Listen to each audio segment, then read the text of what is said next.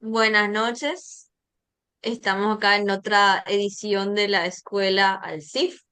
Esta noche nos acompaña César Santibáñez de Lima, escritor y editor, egresado de la Facultad de Derecho y Ciencias Políticas por la Universidad Nacional Mayor de San Marcos, Perú, panelista en conversatorios relativos a la ciencia ficción sudamericana en Italia, Finlandia, Estonia, Chile y Estados Unidos. Invitado internacional de Luca Comics and Games de Italia, del programa Engage Pedagogues en Michigan State University, Estados Unidos, del Festival Elephant do Cerrado en Brasil y de la Chengdu World Con 2023 en China. Es editor de la muestra Jack Tamasi, Antología de Ficción Especulativa Peruana, publicada en Lima en 2021, y coeditor de la Rivolta degli Obietti 2023 en Roma. Actualmente se desempeña como director editorial de Future Fiction Magazine en español y como VP Content Curator en Arcano 3 Games. La clase es tuya, César. Muchas gracias. Mil gracias, Dafne, y mil gracias a todos por su tiempo. De verdad es un honor, estoy súper contento de compartir estos minutos con ustedes, sobre todo hablando de un tema tan, tan interesante y que creo que es tan urgente, tan necesario desde Latinoamérica. El solarpunk, como bien sabrán, em, quizás han leído ya los textos sugeridos para esta sesión. Um, es un género en formación, es un género que todavía está en un periodo seminal, diría yo, y que se está definiendo más desde el norte global, pero creo que en el sur global tenemos muchas cosas que decir y tenemos una gran responsabilidad, además. Entonces, el solar punk es un género que, si bien es cierto, lo que vamos a hablar aquí es un género literario, en realidad es una ventana para hacer activismo, es una ventana para entender la política del día a día, la micropolítica, como vamos a ver hoy día también, y, y además para abrir un poco nuestra mente a estas otras lecturas. Am,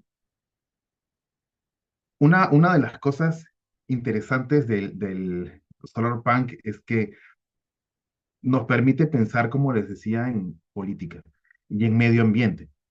Tiene muchísimo que ver, ¿no? El solar punk y la política tienen mucho que ver. Ahora, si queremos una vez poner el ojo en los elefantes blancos para evidenciarlos de una vez, el solar punk es un subgénero de la ciencia ficción que tiene que ver con la utopía. Se suele decir que sí. Yo creo que tiene que ver más con el activismo o con la utopía como un objetivo y más como un camino hacia la utopía, como una lucha.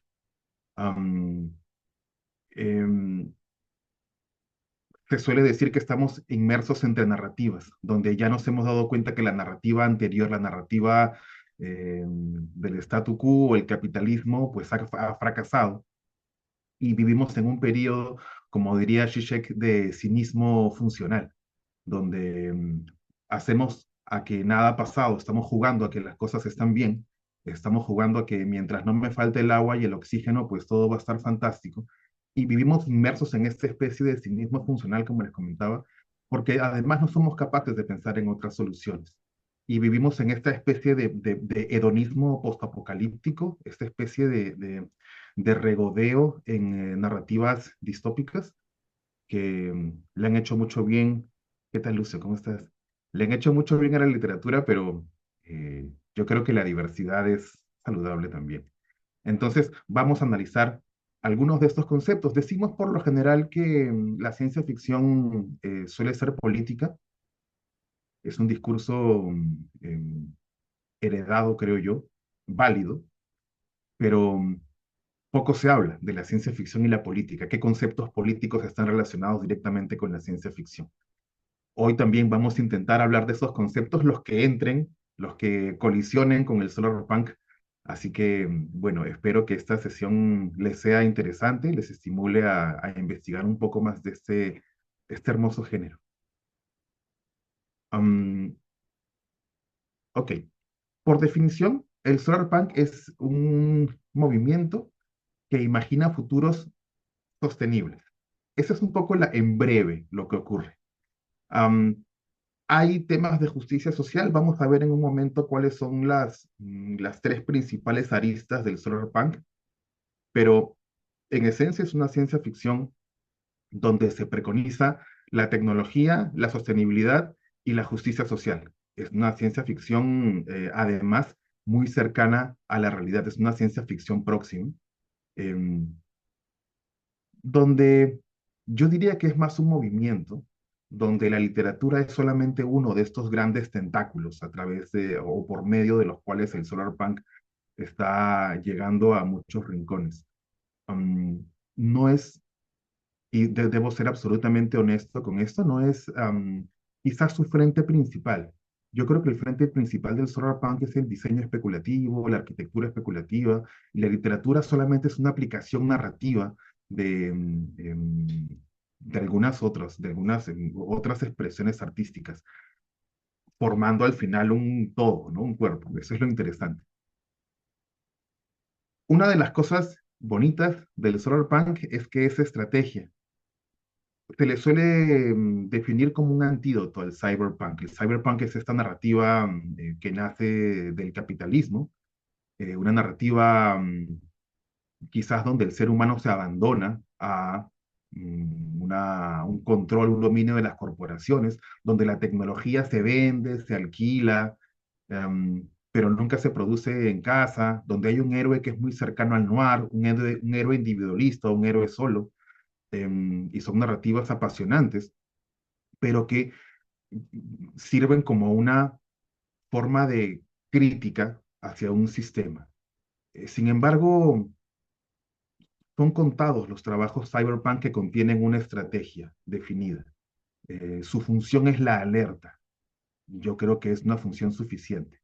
El solarpunk se diferencia del cyberpunk, es que es con, se compone de vías de acción que Em, personalmente considero que incluso podrían transformar el entorno doméstico de quien lo lee.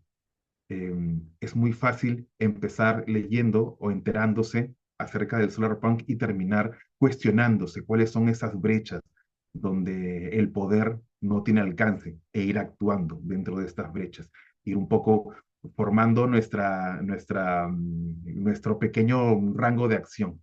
Am, por eso siento que el solarpunk es un género que nos interpela directamente y nos llama a la acción. Es difícil leer solarpunk sin cerrar el libro y ponerse a hacer cosas. Yo creo que esa es una de las diferencias que personalmente he encontrado mucho entre el cyberpunk y el solarpunk. El cyberpunk es una advertencia que puede generar incluso este tipo de ansiedad por la tecnología, ese tipo de ansiedad por el progreso. El solarpunk yo lo uso más como un blueprint, como un mapa que se completa o, digamos, sigue su rumbo cuando uno deja de leer, precisamente. Empieza a formar comunidades. Vamos a hablar acerca de esto, de cómo hacer solarpunk más allá de la literatura. Esta va a ser la última parte de esta conversación. Vamos a conversar acerca de solarpunk y activismo. Um, Esta es un poco una definición a grosso modo de lo que significa este subgénero. Am, Hablamos de medio ambiente, sí, pero lo atacamos desde un punto de vista estructural, como decía Bookchin, ¿no? En La ecología de la libertad. Él decía que todas estas consecuencias medioambientales, este gran daño que se le está haciendo al planeta, existe, es real, es un riesgo y es una amenaza concreta de la hora. Sin embargo, esto es solamente un síntoma de un mal mucho mayor, que son estas estructuras de poder, de propiedad, de dominio, que están incluso permeando de incógnito todas nuestras relaciones, desde las relaciones de familia, las relaciones en el trabajo, el mismo lenguaje, ¿no? Como decía Foucault, el lenguaje también puede estar en una relación de poder. Entonces, esta relación, esta estructura, se ha confundido tanto con nuestras vidas que es muy difícil atacarlas, es muy difícil desarmarlas, a menos que nos demos cuenta y seamos conscientes de cuántas de esas estructuras están interviniendo, construyen lo que nosotros creemos que es nuestra identidad y no son otra cosa que una identidad o una, perdón, una estructura heredada. En base a estas estructuras, el, el devenir económico y político del planeta, de la sociedad, ha hecho que al final el medio ambiente pague las consecuencias. Entonces el solar punk, por eso es que hay un discurso eminentemente político dentro de este subgénero. Um, el medio ambiente, digamos que es solamente un reflejo del daño o del mal manejo sociopolítico del planeta. Por eso es que tiene mucho que ver. El punk del solar punk tiene que ver con actitud. Si recordamos un poco, si hemos, seguramente hemos analizado la etimología de cyberpunk y solarpunk. El cyberpunk es high-tech, low-life, alta tecnología y bajo nivel de vida. Y el solarpunk, el solar implica un objetivo, una esperanza. Y el punk del solarpunk yo considero que es distinto al punk del cyberpunk, porque este punk significa protesta, activismo. Entonces, si bien es cierto, los términos coinciden, siento que tienen un valor distinto. Partiendo por ahí, hay una concepción diferente de lo que nos significa resistir. El solarpunk es resistencia incluso cotidiana. Y nos encontraremos seguramente en muchos círculos, muchas personas que hablan acerca de esto, en esta gran verdad de que leer es un acto político, elegir qué leer es un acto político. Entonces, muchas personas que están dentro de este movimiento eh, eligen sus lecturas precisamente basándose en dónde están dentro del espectro político que yo suelo practicar. Um, tiene mucho que ver, como les decía, con justicia social.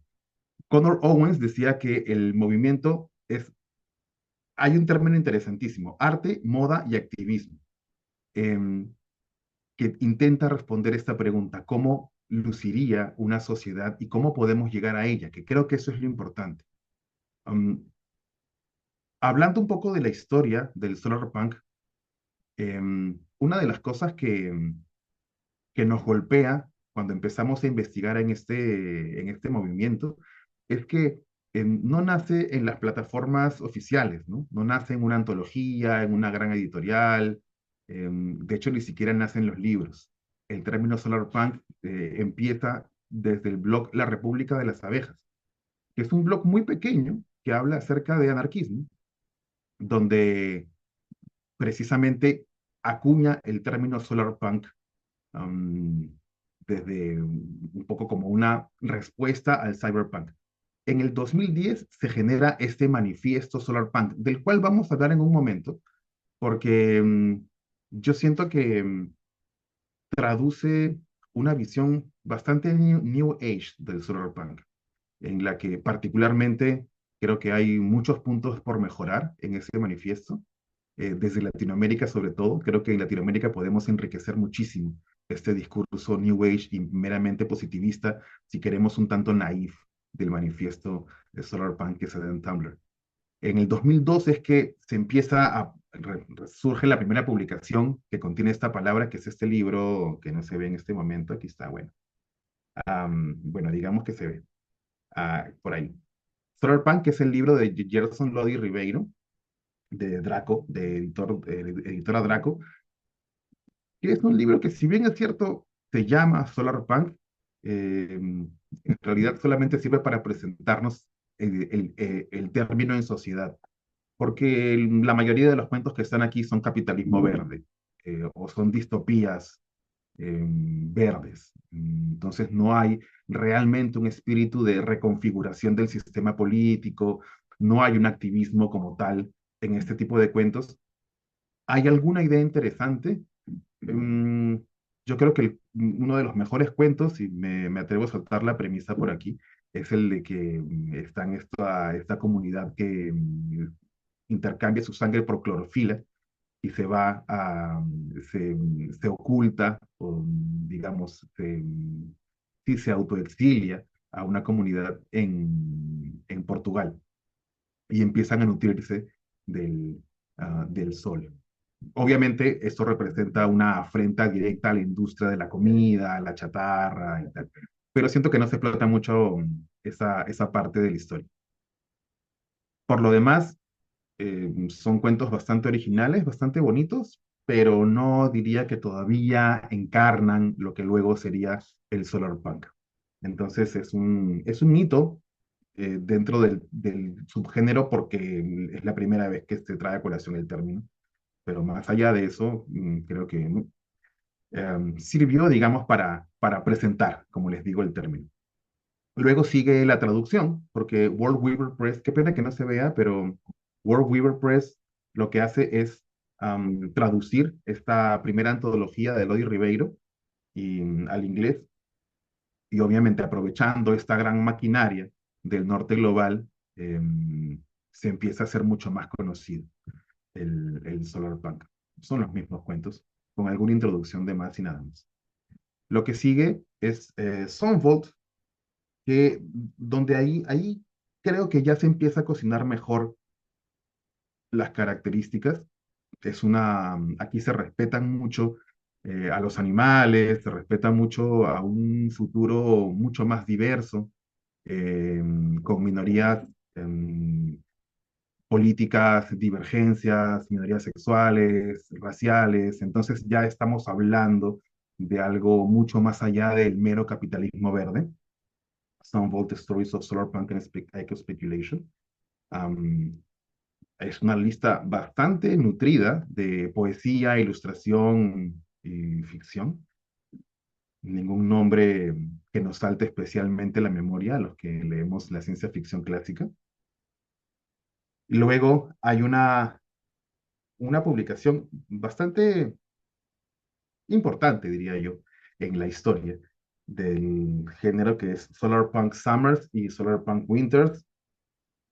Parece que están siendo censurados, que tienen contenido. No, no, no. Solamente es el efecto del blur de la cámara. Ya está. Ah, Solar Punk Summers y Solar Punk Winters son dos libros editados también por World Weaver Press. De hecho, la antologadora es Sarena Ulibarri, nombre que quienes conocen un poco de este género seguramente les resultará familiar. Sarena Ulibarri es una editora que ha tenido una gran relevancia en el devenir del género en los Estados Unidos. Em, Está Multispecies Cities, ciudades multiespecies, que bueno, lo enseño porque sí, en fin. Aunque no se vea, acá está. Am, Aquí está Taiyo Fuji, es un escritor japonés cuya historia me parece de las mejores de la antología. Shweta Tanilla también está aquí, son nombres que para los que seguimos el subgénero, pues sí empiezan a resultar familiares. Am, y finalmente, dos am, antologías que fueron personalmente mi primer contacto con el solar punk. Son antologías italianas, bueno, publicadas en italiano, pero los cuentos originalmente están en otros idiomas. Que la primera es Solar Punk Come ho imparato ad amare in futuro, que es publicada por Future Fiction, Italia, y es una antología verdaderamente fantástica. A mí me gusta muchísimo. Am, y luego, el prólogo es de Fabio Fernández, de hecho. Y la segunda entrega de antologías relacionadas al solar punk de Future Fiction es de la disperación de la estrategia, que tampoco se ve, aquí está, de la disperación de la estrategia. Y luego, aquí tengo algunos otros más, que no entran en la lista oficial, pero yo considero que sí son dignos de mencionar. Esto es Eco Punk de Liz Grips y Cat Sparks. um, Haciendo un repaso así súper somero de lo publicado. Y es verdad. Um, Hay algunas otras cosas mucho más modestas, como esta Boundary Shock Quarterly, que es una revista, eh, si mal no recuerdo, es inglesa, dedicada a Solar Punk. Y esta antología donde hay algunos cuentos Solar Punk que se llama Sunshine Super Highway, eh, que se ve y no se ve al mismo tiempo. En fin. Um, Y he de rescatar dos volúmenes también que rara vez se citan cuando se habla de toda esta corriente en formación, que es El Estado Solar de Andrew Dana Hudson. Um, la tengo en la edición en italiano, Los Statos Solari, y esta otra que yo estoy asumiendo que fue publicada originalmente en inglés, que se llama Design ed Estetica Postindustriale, de no sé, Eric Hunting. Um, Entre otras tantas cosas, ¿no? Está Ecotopia, esta serie australiana esa es la portada, esa es la portada. Gracias, Leo. Sí, las portadas de estas antologías de Future Fiction me parecen magníficas. Am, entonces, hay cosas. Ahora, la pregunta es, manifestaciones en Latinoamérica las hay, pero pocas. O traducciones al español las hay, pero pocas. Todavía nos estamos encontrando y todavía estamos desprendiéndonos del capitalismo verde. Por alguna razón, a los latinoamericanos, una razón que creo que no es difícil de definir, nos es más fácil pensar en distopías que en utopías.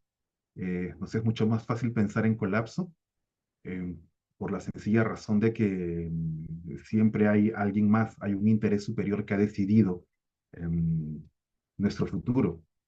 Entonces estamos acostumbrados a este tipo de narraciones. Um, Hay un ensayo muy interesante de Carlos Taibo que se llama Anarquistas de Ultramar, que pone el foco en las comunidades anarquistas amazónicas, anarquismo antes de que se llamara anarquismo, eh, que tiene mucho que ver con la conexión con la tierra. Y la recomiendo muchísimo porque nos hace reconectar con otras formas que hoy se llamarían postcapitalistas, pero es que en realidad en nuestro territorio han existido desde siempre. No hace falta derribar muchos imaginarios, sino mirar hacia atrás para descubrir nuevas formas de gobernanza, nuevos sistemas de gobernanza. En fin, am, ¿cuáles son los tres pilares de esta corriente? Un poco los había mencionado hace un momento. Básicamente es la ecología, la tecnología y la imaginación política radical. Digo radical porque es muy difícil pensar en un capitalismo salvaje y que al mismo tiempo tenga pues elementos de justicia social, apoyo mutuo. Vivimos en una cultura de la competencia, la cultura del éxito, de la productividad, y el solarpunk tiene mucho que ver con lo opuesto, el decrecimiento, incluso si quieren, la desobediencia civil, ¿no? Citando a Arendt y a Thoreau. Am, Tiene que ver con estos pequeños espacios de desobediencia en los que nos podemos realizar. Um, Bookchin hablaba acerca de esta ecología de la libertad en un libro que a mí me parece fantástico. Y él dice que la raíz de la crisis ecológica, como les comentaba, la raíz de la crisis ecológica no está en la industrialización, sino en estas relaciones jerárquicas. El ser humano ha construido estas relaciones de poder que a la larga están afectando al medio ambiente. Pero la causa está en los sistemas que genera el hombre. eh, Él decía que mientras existan estas formas de dominación, de clase, de género, raza, especie, va a ser bastante difícil, si no imposible, establecer una relación que no explote a la naturaleza. Eh, él, Su teoría dice que esta concepción de dominación o propiedad del suelo, propiedad de la tierra, es en realidad una proyección de esta dominación social que existe, ¿no? Vivimos en una cultura donde poseemos, los amigos o las parejas son de uno. Eh, e intentamos poseerlo todo en una carrera que nos lleva obviamente al agotamiento. Eh, y es un poco lo que decía Bookchin. Daphne dice que Lázaro es la nueva serie ajá, como una secta religiosa en un mundo postapocalíptico. Qué interesante. Una IA como Dios, el dataísmo. Claro, claro que sí. Y bueno, de hecho hay un movimiento muy interesante. No recuerdo bien cómo se llama. Les voy a pasar el libro que ellos están empujando hacia un desarrollo desmedido de la tecnología porque ellos creen que desarrollando la tecnología mucho más se va a poder mitigar el cambio climático. Obviamente es una posición muy polémica, ¿no? Es un grupo de teóricos que tiene esta posición bastante controversial. Um, Ahora, cuando hablamos, además, ok, um, de tecnología descentralizada, hablamos de otro concepto de tecnología. Durante años, desde que la tecnología se ha creado, la tecnología apunta a darnos confort y se agota en la individualidad. em, Apunta a ser más productivos, a generar mucho más dinero y todos los usos y videos que vemos de inteligencia artificial en YouTube es cómo hacerte rico en 10 minutos, cómo hacerte rico en un mes, cómo ser más productivo. Ninguno habla acerca de comunidad. La tecnología nos está encerrando. De hecho, las estadísticas que tengo solamente hablan de Estados Unidos, pero creo que podrían extrapolarse a otros países. Durante los últimos años estamos socializando un 20% menos gracias a la tecnología que nos aliena y nos encierra en estas burbujas. Cuando Jonathan Crary, por ejemplo, en Tierra Quemada, habla del fracaso del capitalismo, él habla acerca de este nihilismo tecnológico, donde pensamos que estamos conectados, pero en realidad la tecnología nos atomiza, nos divide en pequeños grupos, y ya nos es imposible empatizar, conectar con el otro para formar grupos que ejerzan una acción directa en la realidad, en la comunidad. La tecnología nos ha dividido como nunca antes. Eh, Porque está abocada al placer inmediato. El algoritmo nos encierra en una burbuja de datos, una burbuja de información que nosotros tomamos por el mundo, ¿no? Es como el mito de la caverna, al final estamos encerrados en un mundo creado para nosotros y cada uno de nuestros mundos es distinto. Um, Estamos orientados al confort. Lo que dice Greber, lo que dice muchos autores solarpunk es que la tecnología debería apuntar hacia el otro, no solamente hacia nosotros. Y esto no solamente produciendo tecnología, no solamente vendiendo apps de interacción social, sino dándole un uso que en Latinoamérica conocemos bastante bien, que es el hacking. Es posible hackear. No hay que ser técnico para hackear algo. Solamente hay que encontrarle otro uso de manera creativa. Hace unos meses, eh, unas semanas, perdón, You Give Love a Bad Name, tal cual. Coincido completamente con Lucio. Es mucho más complejo, creo yo. Es mucho más complejo. Yo creo que el término le queda un poco pequeño para lo complejo de este subgénero. Les comentaba acerca de una experiencia que a mí me pareció súper solarpunk. En Italia, en un pequeño pueblo, pusieron um, un medidor de velocidad para poder ver qué tan rápido iban los autos para poder multarlos.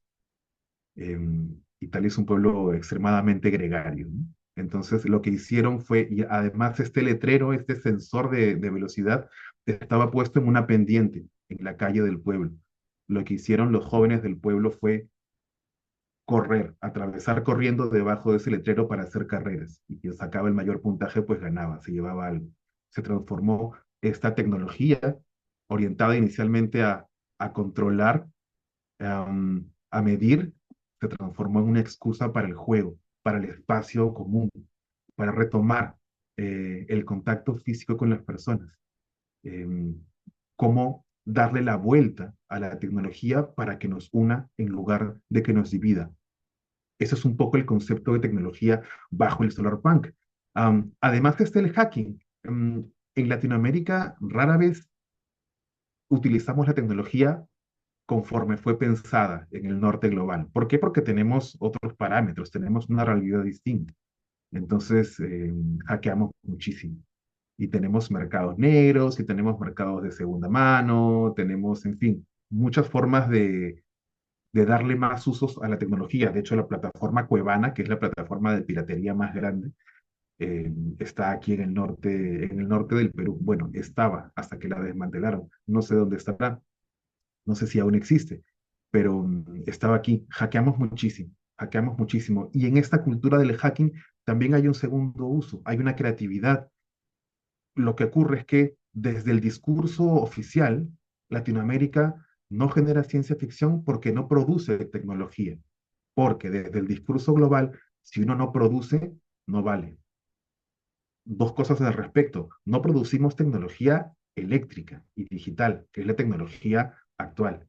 Producíamos tecnología, tenemos tecnología no eléctrica que aún se utiliza, solo que no se considera tecnología. Y un poco el tema de la diversidad y de romper estas estructuras implica reencontrarnos con tecnologías, amistarnos con otros conceptos de tecnología, con otros conceptos de filosofía que practicábamos en nuestros territorios.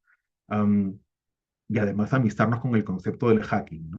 Que obviamente para el productor, para el gran millonario que hace los iPhones, no está bien visto, pero nuestra sociedad encuentra soluciones. Latinoamérica es especialista en encontrar soluciones, vulnerando muchas cosas, pero es por algo es un solar punk.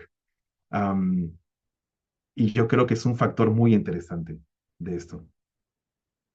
Te dieron clases por WhatsApp, totalmente, totalmente. Aquí también en el canal del Estado hubo eh, clases también. Había un problema muy grande de conectividad en los Andes, por las alturas y por lo agreste del territorio, era muy difícil dar clases de ese tipo. Am, y aquí nos vamos al tercer, y gracias por la idea, porque ahora tiene mucho que ver con esta imaginación política radical de ayudar al otro. Eh, Como decía Camus, ¿no? En El hombre rebelde, soy rebelde, luego somos. Entonces, mi libertad depende de qué tan libres sean los demás. Ahí nos estamos metiendo un poquito en filosofía política, pero yo puedo ser libre, pero si estoy rodeado de personas que no son libres, mi libertad se ve minada, no es tan real. Mi libertad es válida siempre y cuando los que me rodean, mi comunidad, sea libre. Por eso es que este tipo de filosofías como la de Camus o como la de la micropolítica y el solar punk como activismo político apunta a liberar nuestra imaginación. El solar punk, a fin de cuentas, es eso, es un ejercicio de liberación de la imaginación. Tenemos que romper muchas barreras. No es tan fácil, ¿no? Es mucho más fácil pensar en un mercado como ahora, un mercado actual, que se maneje con el dinero, que se maneje con, con estos criterios mercantiles actuales, solo reemplazando tomates por chips o reemplazando, no sé, una sociedad esclavista reemplazando esclavos por androides o por robots. Son cosas que ya existen, solo estamos cambiando algunos elementos y no estamos cambiando la estructura. Lo complicado es repensar el esqueleto de la sociedad. Eso implica un reto mucho más grande e implica repensar muchas dinámicas y sobre todo cuestionarnos muchas dinámicas. Y eso es lo interesante. Por eso es que esta imaginación radical tiene que ver con este subgénero y cómo, gracias a esta imaginación, el impacto en la naturaleza también se hace sentir. Por eso es que tiene que ver con el medio ambiente. Digamos que el solar punk es un género sistémico que entiende varios elementos como parte de un fenómeno, ¿no? Que no es, economía, política y medio ambiente no están aislados, sino forman parte de un corpus muy grande que define la sociedad como la entendemos hoy en día. Es sencillamente otra forma de atacar lo ambiental. Eupunk. Ah, de hecho también se le llama Hope Punk, que también es un género acuñado en los Estados Unidos. Um, Recomiendo mucho a Greber, dicho sea de paso, muchísimo. Es uno de mis autores favoritos. Entonces, hablamos de decrecimiento, hablamos de tecnología que deja de ser cómoda, de hecho. Y yo creo que desde este elemento del cyberpunk empezamos a cuestionarnos qué tanto gastamos, cuánta energía desperdiciamos en aras de la comodidad. Está este parque automotor que va en ascenso, ¿no? Cada día más. Y es solamente en aras de una vida mucho más eh, perezosa, digamos, que ya no cómoda, ¿no? Para usar un término creo un poco más apropiado. Creo que es más pereza que comodidad. Um, el capitalismo nos vende una idea de crecimiento infinito con recursos finitos. Entonces, ya esta dicotomía imposible em, tiene una respuesta en la cabeza de todos, solo que tiene un final no necesariamente feliz, evidentemente, pero aún así los mercados siguen creciendo. Em, Porque estamos midiendo, y es otra de las críticas clásicas que se le hace al sistema, ¿no? Se mide por PIB o PBI, el Producto Bruto Interno.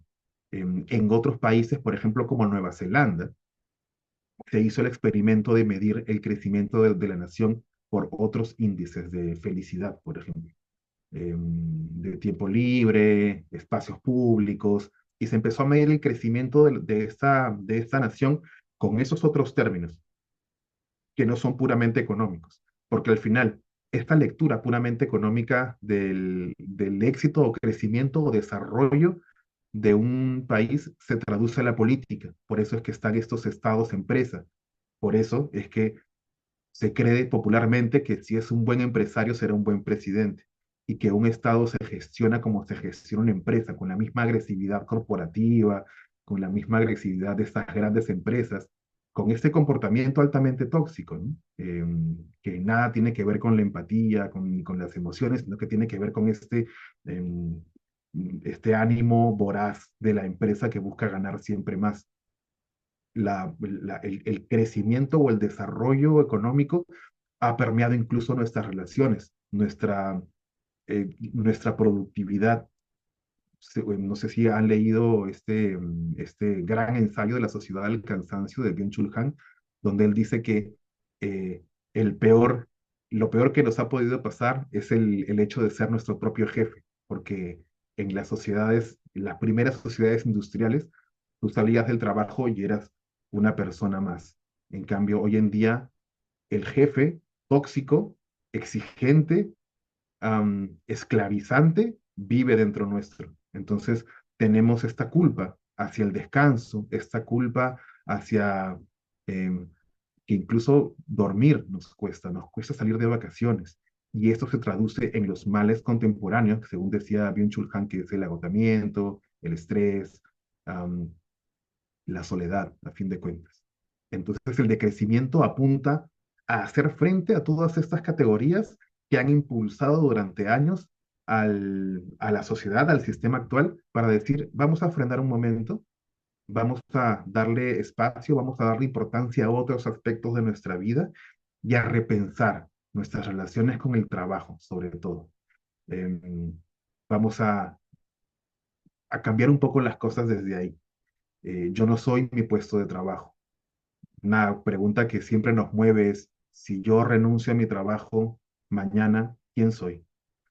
Porque hay muchas personas que si no son el cargo, sencillamente están en un limbo, y eso es un indicador de cuánto este mundo laboral, cuánto este cargo lo ha devorado, se ha apropiado de él. Entonces, ¿cuánto de este trabajo soy yo? Y esa es una pregunta que tiene mucho que ver con el decrecimiento.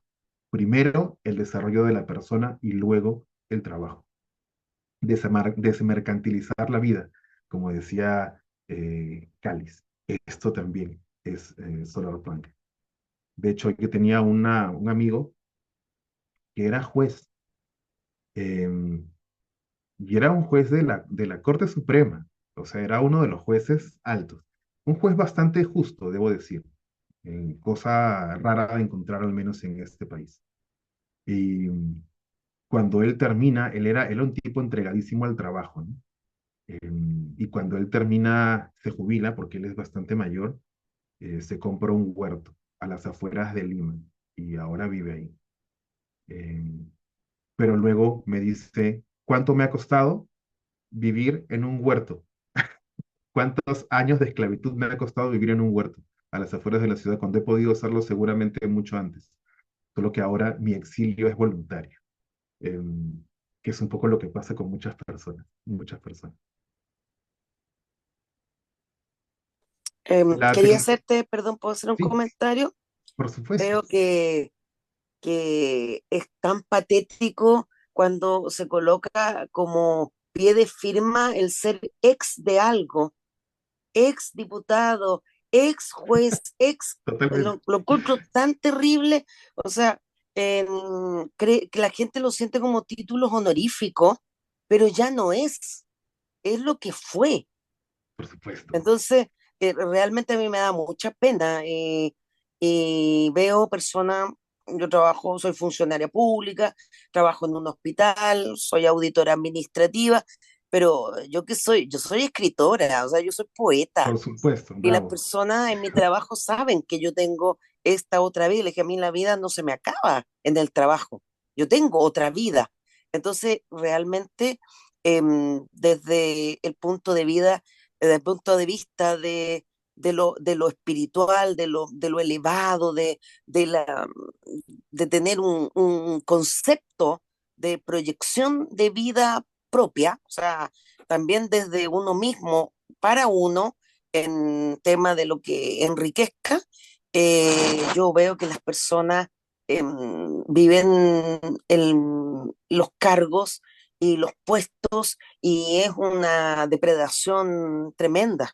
Lo encuentro, o sea, de verdad que uno tiene que tener un refugio que sea más elevado que la vida laboral. Absolutamente. Has dicho un punto muy interesante que aquí también se habla mucho, los títulos nobiliarios, ¿no?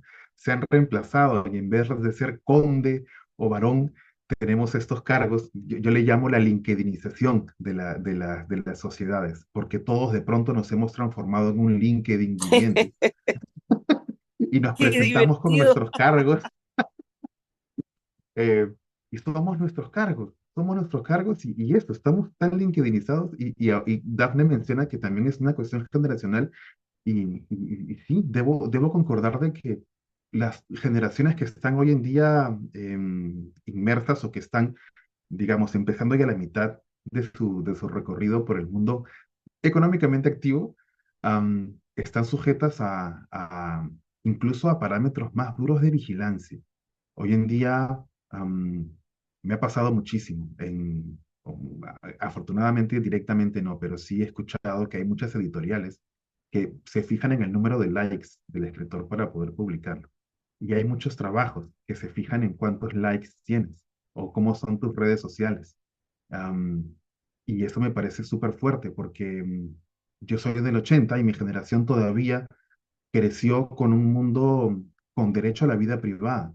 Aún existía una vida privada, no existía una vigilancia pública tan fuerte como hoy en día. Hoy en día tenemos una lucha no solamente por el éxito, sino por la imagen. Entonces, yo creo que esta carrera dual por tener más y ser más cool, yo creo que está desgastando muchísimo a las personas. Entonces, creo hoy más que nunca que el decrecimiento se vuelve una opción cada vez más viable. De hecho, hay muchos jóvenes que ya no tienen, o tienen Finsta, ¿no? Tienen una cuenta falsa de Instagram porque no quieren exponerse. Y creo que eso es una consecuencia de los tiempos. Hay muchas personas que se están dando cuenta de que ya basta, ya no quiero ser un yo público todo el tiempo. Em, Ejemplos que me tocaron, Sergio. Am, exacto, ¿cuánto queda de mí? Y eso es muy importante. Y como decía Marisol, ¿no? O como decía Facundo Cabral, decía, cuando yo estoy en el aeropuerto, yo siempre pongo ser humano, pongo alguna cosa cuando me preguntan mi ocupación. Y, y es verdad, yo tengo muchos amigos que cuando les preguntan en el aeropuerto, cuando van a viajar, ocupación, dicen cualquier otra cosa, en vez de escritor. Yo creo que hay que decirlo, ¿no? Somos escritores, nos dedicamos a esto. Por lo menos la gran parte del pastel de nuestra energía lo volcamos en nuestra gran pasión que es escribir. Lo demás es un medio de subsistencia, eh, que está bien que esté ahí también. Entonces, volviendo a la dimensión tecnológica del cyberpunk, está la cultura del maker. Cito el ensayo de ciencia ficción capitalista de Michel Nieva, que probablemente lo han leído ya muchos de ustedes, que es fantástico. Eh, Él dice que en este mundo clásico de la ciencia ficción, de la Edad Dorada, ¿no? De todas las hordas de Gernsback, um, la ciencia ficción servía al Estado o a la propiedad, a la empresa privada. Entonces, cuando uno imaginaba estos mundos que eran colonizados por las grandes naves como el Enterprise, ¿Dónde está Latinoamérica en ese discurso? Pregunto yo. Porque eso es una tecnología que está hecha, y hoy lo estamos viendo, o por la NASA o por SpaceX o algún estado con la capacidad de subvencionar o financiar estos grandes proyectos, pero la comunidad, el sentimiento, los anhelos y esperanzas del ser humano real no están a bordo de esas naves. Hay misiones que cumplir y esas misiones las da un orden, viene de una jerarquía, es sencillamente una colonización que nosotros ya la conocemos bien, pero del lado no tan agradable, ¿no? De la historia, hace algunos siglos. Eso de conquistar planetas para llegar a nuevas civilizaciones es un discurso que también me parece que se usó en estas tierras hace algunos siglos y no fue muy cómodo para nosotros. Entonces, esta tecnología de la gente, imprimir tus propios medicamentos, imprimir comida. ¿Cómo cambiaría la industria alimentaria si estas tecnologías para imprimir comida se hicieran más popular, que ya existen, ¿no? Hay fibra que se puede imprimir. Obviamente, el sabor es un poco complicado. Entonces, sobre todo en Latinoamérica, que estamos acostumbrados a comer bien, es un poco difícil aceptar una tecnología que imprima comida solo para nutrirse, todavía. Um, Se habla mucho de open source, de Arduino, de blockchain, de tecnologías que nos hagan más independientes.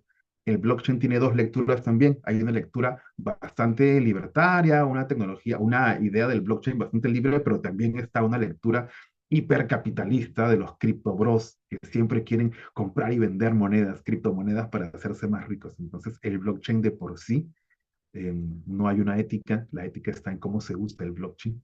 em, y está el hecho en que podemos imprimir, por ejemplo, prótesis, em, o podemos recurrir a diferentes tecnologías para procesar el duelo, o para acercarnos los unos a los otros. Entonces, esta cultura de la tecnología para la gente, donde la gente puede utilizarla sin tener que comprar algo a una gran empresa, también tiene mucho que ver con el solar punk, el reciclaje, y obviamente está muy en contacto con el medio ambiente. Em, eso es el aspecto tecnológico del solar punk. La dimensión política es un poco difícil hablar de solar punk sin tocar estas tres grandes aristas, estos tres grandes pensadores, que básicamente hablaban de la cultura de la competencia y hablaran de la cultura del apoyo mutuo, ¿no? Kropotkin, que empezó siendo un noble, de hecho él era un príncipe que trabajó para el zar, y cuando él vio una fábrica, vio a los trabajadores en Siberia, esta conciencia social hizo una especie de cortocircuito en él y empezó a pensar en otros términos y así acuña varios de los libros que tiene él como La conquista del pan. Y él parte de una idea muy interesante. Él dice, el ser humano por naturaleza es colaborativo. Lo que pasa es que se nos hace creer que no lo es porque vivimos en una cultura de la acumulación y en una cultura de la abundancia y en una cultura del egoísmo y eso, la competencia. Entonces, pero para ver la real naturaleza del ser humano basta ver los momentos de tragedias naturales, por ejemplo, de desastres naturales. Y yo sé que también pasa en muchos países de la región, cuando hay alguna tragedia, terremoto en los países que somos sísmicos, inundaciones, tormentas, tornados, hay muchas personas que empiezan a dar su tiempo y su esfuerzo e incluso arriesgan sus vidas para ayudar a la comunidad. Entonces Kropotkin decía, es ahí donde el verdadero espíritu humano de colaboración sale a flote. El ser humano, bajo necesidad, se ayuda. Y es curioso porque eso hace colisión con otros comportamientos en pandemia, ¿no? Como comprar papel del baño en cantidades absurdas. Cuando nos enteramos que íbamos a estar encerrados, la gente corría a comprar las cosas más inútiles por la desesperación. Y yo creo que esa es una ansiedad que evidencia nuestro temor a quedarnos sin los bienes más superficiales. Nadie corría a ayudar, todos corrían a comprar, a acumular cosas. Ya tenemos las narrativas de apocalipsis, las narrativas zombies, donde se espera, es completamente lógico que la gente se empiece a atacar entre sí ante la escasez, pero de pronto tenemos narrativas como el Eternauta, que nos dice, sí, en cierta medida, pero en el fondo el hombre siempre va a buscar o el latinoamericano, me atrevo a especular, va a buscar generar lazos y ayudarse. Entonces, ¿cuál es la verdadera naturaleza del ser humano? ¿Competir, matarse o ayudarse? En versus cadáver exquisito, exactamente. Am, ¿Cuál es la naturaleza nuestra? Tiene que ver seguramente con cómo hemos sido criados, con nuestros valores, con cómo concebimos a nuestra comunidad. Claro, las narrativas de competencia, de voracidad, donde tienes que acumular y estás dispuesto a matar al otro porque entras en paranoia, son narradas casi todas desde sociedades extremadamente capitalistas, donde este consumo y esta competencia es exacerbada.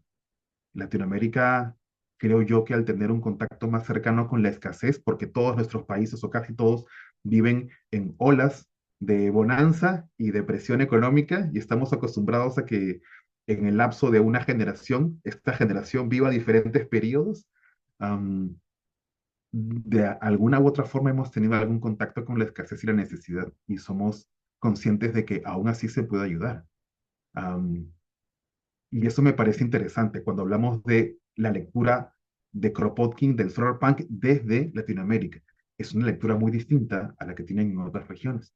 Um, Bakunin decía, hay que hacer, porque si no se hace, solamente la acción directa va a llevar a estas reformas. Incluso él decía que deberíamos tener instituciones para destruir instituciones. Exacto, exacto. Es como dice Daphne, ¿no? En sociedades que están acostumbradas a la comodidad, cuando se ven privadas de un bien básico, se transforman en un gran absurdo, porque básicamente se extravían, se pierden y no saben cómo la sociedad funciona sin ese bien básico. En Latinoamérica, o sea, quien no haya pasado por un apagón en la región, creo que ya hay varios países que sabemos lo que es en algún momento pasar por un apagón. Y incluso las protestas, ¿no? A la luz de los recientes acontecimientos. Yo creo que en muchas regiones, no voy a decir países específicos, pero en muchos lugares no hay una educación para la protesta. Latinoamérica sabe que tiene un poder decisivo en la política, en la comunidad, y tenemos una educación en protesta. Y en muchos aspectos incluso educamos a otras poblaciones en ese sentido. Es súper interesante y tiene que ver también con lo de Bakunin. Y Proudhon hablaba de federaciones, ¿no? Pero son temas obviamente que son bastante más específicos. Ahora, cuando hablamos de las ciudades Solarpunk, también debemos hacer una diferencia con estas ciudades grandes, con estos capitalismos verdes que vamos a tocar en un momento, pero el, la ciudad pensada desde el Solarpunk es una ciudad viva en todo el sentido de la palabra. Es una ciudad que tiene áreas donde el ser humano ha intervenido el espacio urbano. No son ciudades pensadas desde el poder, desde una sola visión, con un solo arquitecto, que las hay. Pienso mucho, por ejemplo, en la arquitectura fascista en Roma. Mussolini intervino o ideó, digamos, un gran barrio que se llama el EUR, Exposición Universal Romana, que básicamente reflejaba los ideales fascistas y es una reversión en mármol blanco del Coliseo romano, pero como un gran bloque con ventanitas y estatuas, como originalmente fue el Coliseo. Entonces, estas ciudades te hablan desde el poder. Estos edificios inmensos con estas columnas te hablan de eh, el urbanismo que aplasta, el concreto que aplasta la naturaleza. Y esa es una visión muy opuesta a lo que se piensa del solarpunk. En el solarpunk hay una vida humana que interviene estas grandes estructuras. Um, el impacto ambiental de jardines verticales, totalmente, el urbanismo verde y el urbanismo libre además, ¿no? En cuántas ciudades te multan? Existen ciudades donde te multan si tu perro ladra. En Latinoamérica eso es impensable, ¿no? Tenemos una convivencia con los animales que creo que también es muy fuerte y es parte de nuestras sociedades. Quizás una herencia genética, ¿no? Pero estos panoramas que a otras culturas pueden parecerle caótico, aquí vemos fiesta, vemos vida. Y esto es una de las cosas más interesantes del solar punk. Cuando hablamos también de utopías concretas como Block, que también vamos a verlo en un momento. Hay alguna vez, cuando uno piensa, por ejemplo, en ciudades como Dubái o en ciudades solar punk clásicas donde todo es perfecto, todos son estructuras fantásticas, cristalinas, verdes, impolutas. Uno piensa, ok, son preciosas a la vista, pero todas estas estructuras, al tener son coherentes visualmente, son pensadas desde una sola persona y ejecutadas con un costo social detrás, ¿no? Detrás de todas estas megalópolis hermosas que vemos y que nos siguen maravillando porque son una manifestación del progreso humano. Detrás de todas estas ciudades brillantes y gigantes hay un costo humano, un costo social que está a las afueras de esa ciudad y que vive en los márgenes y por lo general en la precariedad. Entonces, para construir estas burbujas de bienestar que solemos ver cuando buscamos solar punk en internet, nosotros que estamos del otro lado de esta burbuja de bienestar decimos, oye, pero para hacer esto hay que, tienen que haber extraído algo y alguien tiene que haber construido estas cosas, ¿no? Entonces, ¿quiénes viven en estas casas? ¿Los que han construido estas casas o u otras personas? Te quitan las plantas que siembras en la vía pública. ¡Wow! ¡Qué increíble! Empresas privadas, yo creo que también hay un rol interesante ahí, ¿no? De la empresa privada. Em, sí, me das mucho de qué pensar, me das mucho de qué pensar. Em, y esta vida en comunidades es importante, creo yo. Y así se ve el solar punk em, real, no es esta Disneylandia para ambientalistas ricos, ¿no? Construidas con manos de sociedades precarias. No, no es la idea. Y una vez más, no estamos hablando del capitalismo verde, que también es bastante común encontrarnos con esto. Am, de hecho, en este capitalismo verde, el capitalismo busca adaptarse al discurso ecológico sin alterar su lógica, la lógica como sistema. Entonces, solamente nos dan soluciones sostenibles, nos disfrazan de naturaleza el, las típicas estructuras que dicen soy poderoso, ¿no? Entonces es como que el edificio de la corporación, pero envuelto en helechos o en plantas. De pronto uno siente que está viviendo una sociedad mucho más viva, pero es el gran engaño del capitalismo verde. Am, Aquí hablamos de ciudades tomadas por los vecinos, comunidades, huertos urbanos, espacios ocupados y espacios donde se le quita protagonismo al poder central. Alguna vez regresando de alguna convención, eh, yo no recuerdo de dónde, pasé por Barcelona, que es una ciudad que a mí me gusta mucho porque tiene el barrio, que es el Raval, que han ido, que es un barrio con una presencia comunitaria muy fuerte. Y me gusta mucho porque hay dos librerías a las que siempre regreso. Una se llama La Rosa de Fuego y una se llama El Local, que es un local, es una librería slash centro de activismo, regido por una comunidad vasca bellísima. Y ellos me decían, lo que hacemos nosotros es quitarle poder al Estado. El Estado no puede proveer de ciertas cosas porque es incapaz de hacerlo, ¿no?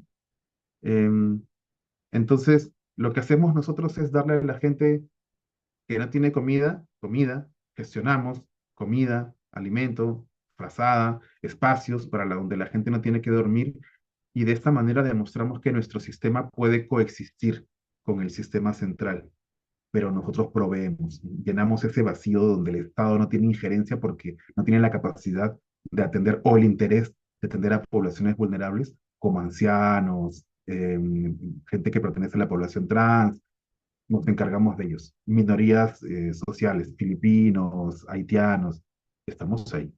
Am, sí, sí. ¿Puedo hacer un Ah, comentario? por supuesto. Sabes que A mí soy un poco, no un poco, bastante contraria a las posturas maniqueas de buenos y malos, porque si analizamos la historia de América, de Latinoamérica, eh, incas, mayas y aztecas hicieron grandes construcciones y sometieron pueblos que eran eminentemente pacíficos Por y supuesto. hubo esclavismo. Entonces, ese tema de que aquí está todo lo bueno y al otro lado en el viejo mundo está todo lo malo, creo que también se pierde el norte con eso. O sea, hay un tema de que debe hacerse de autocrítica y de análisis y no aferrarse a una idea porque ahora sea políticamente correcta. O sea, fueron tres imperios que también colonizaron otras culturas. De hecho, el incanato llegó hasta el Maule de lo que ahora es Chile y no pudo seguir Absolutamente. avanzando porque hubo guerra y no pudieron, solamente llegaron porque no pudieron someter al pueblo mapuche. Entonces, creo que también tiene que tenerse esa visión y se hicieron también en condiciones muy duras y de sometimiento como siempre es cuando se avanza y hay una guerra, los perdedores son sometidos. Exactamente. Y eso tiene mucho que ver con esta, creo yo, con esta idea de forjar un solar punk latinoamericano, tiene mucho que ver con la idea de desromantizar también lo prehispánico, ¿no? Porque si no estamos cayendo en la lectura del norte hacia nuestras propias culturas, que son lecturas muchas veces muy New Age, muy románticas, y creo que Sí, también es una cosa que tenemos que desterrar y sí, tenemos que, exactamente. aquí se habla mucho de perderle el respeto, en el buen sentido, ¿no? A nuestras culturas para entenderlas realmente en toda su dimensión, porque como bien dices, fueron culturas donde se derramó muchísima sangre también. Que una de las cosas es la filosofía o la cosmogonía, pero otra de las cosas al final eran culturas militares. Y lo militar también es la expresión de una jerarquía muy fuerte. Entonces, desmantelar también, y qué bueno que lo menciones, Marisol, porque es un punto, creo yo, súper importante, la desromantización de lo prehispánico. Genial, muchas gracias. La utopía concreta, pasando a este tema, parte por una utopía em, realizable, pasa por esta apropiación del espacio público. Por ejemplo, ¿no? Yo creo que, no sé si todos tenemos esta experiencia, pero em, al menos Lima no es una ciudad que tenga grandes espacios públicos, grandes espacios de reunión. Y en los ochentas, cuando no había espacios públicos, pues la gente se los inventa. Y donde no había un campo para jugar fútbol, pues la gente lo creaba y cerraba la calle para jugar fútbol, porque estas dinámicas sociales requieren espacio y tomamos el espacio, transformamos las ciudades. Ahí donde no había un camino para pasar, pues se crea un camino y las ciudades empiezan a hacerse de esta manera. Esta forma de llegar a esta utopía que va mucho más allá de una planificación central, sino una planificación viva, es un poco a lo que apunta el Solar Punk. Y ahora que hablamos de utopía, es una utopía, creo yo, que tendríamos que construirla desde la contradicción. Y me parece fantástico justamente lo que decía Marisol hace un momento y lo que dice Lucio acerca de encontrar la diferencia entre Solar Punk y Utopía, porque creo yo que el Solar Punk está en un momento en el que tiene que nutrirse de estas visiones, opiniones contrarias. Tiene que generar esta dialéctica para encontrarse en Latinoamérica. ¿Qué cosa queremos decir con este género? ¿Qué cosa podemos hacer con este género?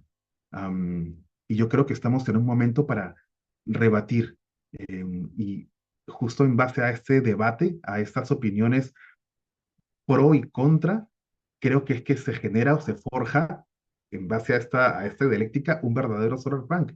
Am, Recordemos que incluso la utopía de Moro, por más utopía que sea el país, ¿no? De utopía, la isla de utopía, tenía esclavitud. O sea, él consideraba que la esclavitud era parte de su utopía. Entonces, hay muchas cosas que cuestionar ahí en cuanto a tanto a Moro como a los que están escribiendo hoy en día el solarpunk. Am, Voy a pasar, no sé cuánto tiempo nos quede, no tengo a la vista el reloj. Si alguien me puede ayudar, ¿cuánto tiempo tenemos?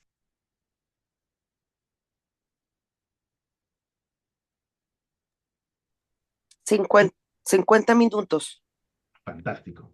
Ok, gracias, gracias. Am, Ahora, llega la gran pregunta, ¿cómo pensar en Solarpunk desde Latinoamérica?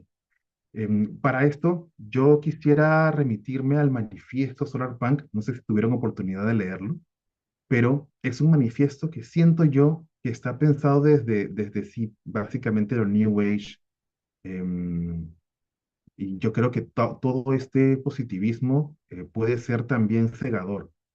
En Latinoamérica sabemos que perseguir una utopía implica una lucha constante y perseguir a veces la justicia social no es un camino fácil. Conocemos la escasez, conocemos muchas de las cosas que a veces el optimismo, el mero optimismo, pues hace que la gente voltee la cara porque no son cosas agradables de ver. Y es eso. Am, yo creo que si queremos definir un solar punk latinoamericano o darle forma a un solar punk desde aquí, primero tendríamos que integrar elementos culturales con toda la desromantización a la que se refería Marisol también, siendo muy cautos, porque si no, repito, caeríamos en esas mismas lecturas del norte global y estas raíces ancestrales.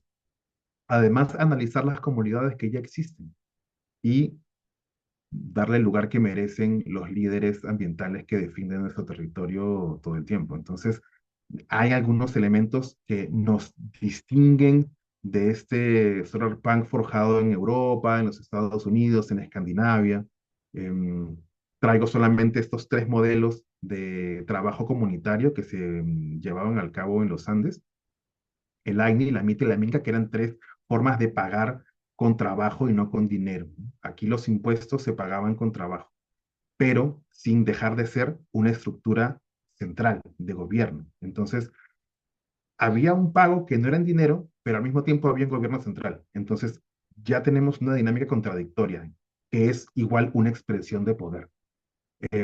Y tenemos teníamos, eh, tenemos todavía en algunas regiones, esta visión animista de la tierra, que es la madre tierra. Esta visión animista hace que las personas consideren los recursos naturales como parte de su comunidad. Mucho se habla hoy de los derechos de la naturaleza, ¿no? Hoy en día hay ríos, por ejemplo, hay una parte del río en el Amazonas, aquí en Perú, que ha sido em, considerado como sujeto de derechos, como si fuera una persona, a efectos de la ley, lo cual es bueno y malo a la vez, pero existe.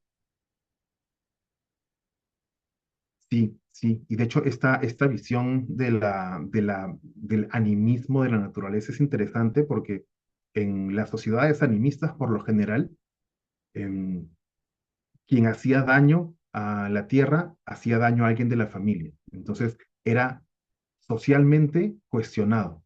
Y este cuestionamiento social era mucho más pesado, era más importante que la misma ley. Es como si hoy en día vemos a los parricidas, ¿no? O a personas que hacen daño a sujetos que consideramos indefensos, animales, niños, los reputamos como mucho más condenables. Incluso dentro de esta escala del crimen, son los más condenables porque hacen daño a personas que no pueden defenderse. Son básicamente aberraciones y condenamos socialmente a estas personas. Y esta condena social pesa mucho más que la ley, donde la ley a veces no tiene forma de actuar porque no concibe a muchos de estos criminales o delincuentes, eh, le da poca diferencia con otras categorías de delito, pero socialmente son muy cuestionadas. Entonces, esta presión social, este cuestionamiento existía en culturas animistas y obviamente la tierra no era propiedad de un gobierno central. Esa es otra de las grandes diferencias. Hoy en día el Estado es dueño del subsuelo. Por eso el Estado se irroga la facultad de extraer y de ceder en concesión a mineras, por ejemplo, por poner un ejemplo, em, sus minerales porque el Estado es dueño del territorio. Entonces, esta concepción también, creo yo, que es muy importante de analizar. Em, Hormigón vivo, el revestimiento que respira, enfría y purifica el aire. Qué genial. De hecho, hay un cuento que fue publicado en la revista Mamut número 6 que es un cuento muy bonito de unos arquitectos, que es un movimiento italiano que se llama el Jugendstil. Am,